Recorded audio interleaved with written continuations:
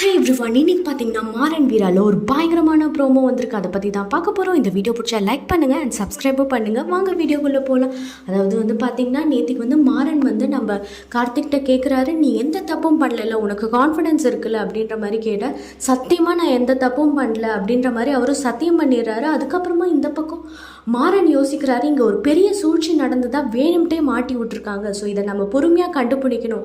அதுக்கு நடுவில் பிருந்தா இந்த மாதிரி பண்ணதுனால இப்போ பிருந்தாவுக்கு ஒரு நல்ல விஷயம் நடந்தால் மட்டும்தான், அதுக்கு மேலே அவங்க எந்த ஒரு காரியங்களையும் பண்ண மாட்டாங்கன்னு சொல்லிட்டு அவர் என்ன பண்ணுறாருன்னா ஒரு பயங்கரமான மாஸ்டர் பிளான் போடுறாரு. அந்த பிளானை நம்ம கார்த்திக்கிட்ட மட்டும் சொல்கிறாரு, வீராக்கிட்ட சொல்லவே இல்லை.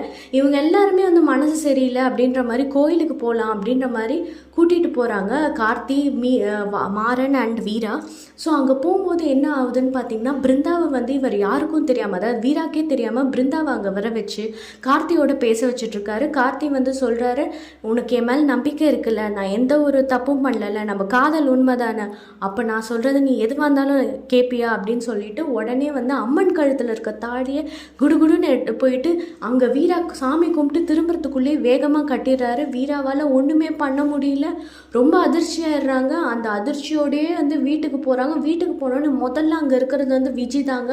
ஒரு பெரிய பாத்திரத்தை கையில் வச்சுருக்காங்க.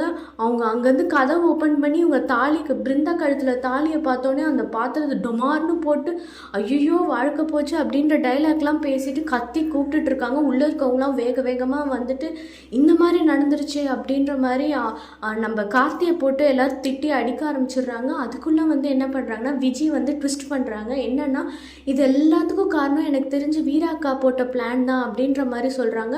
வள்ளியம்மைக்கும் சுத்த நம்பிக்கையே போயிடுச்சு வீரா மேலே. அவங்க சொல்கிறாங்க, உன் மேலே இருக்க நம்பிக்கையே போயிடுச்சு, இனிமேல் என்னை அம்மாலாம் கூப்பிடாதுன்னொன்னே வீராக்கு ரொம்ப ரொம்ப கவலையாகிடுறாங்க. இதுக்கப்புறம் என்ன நடக்க போகுது அப்படின்றத நம்ம பார்க்க போகிறோம். இந்த வீடியோ பிடிச்சிருந்தா லைக் பண்ணுங்கள் அண்ட் சப்ஸ்கிரைப் பண்ணுங்கள். தேங்க்யூ ஃபார் வாட்சிங்.